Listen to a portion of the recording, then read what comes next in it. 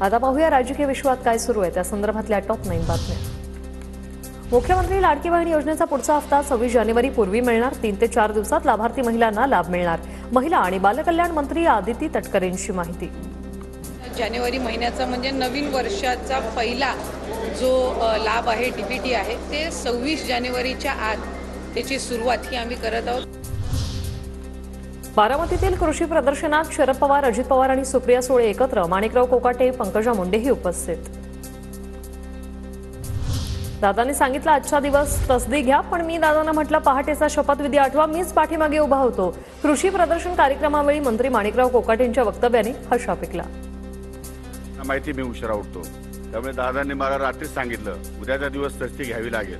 मी म्हटलं दादा जेव्हा गरज असते तेव्हा खांद्याला खांदा लावून मी कुठे उपस्थित असतो। नसेल तर पहाटेचा शपथविधी आठवा, मीच पाठीमागे उभा होतो।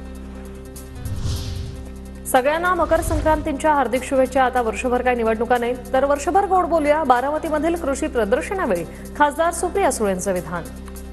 नवीन वर्षाच्या आणि संक्रांतीच्या मनापासून शुभेच्छा देऊन तिळगुळ घेऊया। आज कुठलं इलेक्शन यावर्षी जवळ नाहीये, त्याच्यामुळे वर्षभर एकामेकाशी गोड बोलूया एवढंच म्हणून आपली रजा घेते। मंत्रिपद न मिळालेल्या छगन भुजबळ यांची नाराजी कायम। अजित पवारांनी मंगळवारी बोलवलेल्या बैठकीला भुजबळ गैरहजर, तर शनिवारी रविवारी होणाऱ्या पक्षाच्या शिबिरात भुजबळ हजर राहणार का याकडे लक्ष। राष्ट्रवादी काँग्रेसचे 2 दिवसीय अधिवेशन शिर्डीत होणार। 18 आणि 19 जानेवारीला अधिवेशन। अजित पर्व दिशा विकासाची पुरोगामी विचारांची असे अधिवेशनाला नाव। 3 मार्चला अधिवेशन सुरू होणार तर 10 मार्चला अर्थसंकल्प सादर केला जाणार। अजित पवारांची माहिती।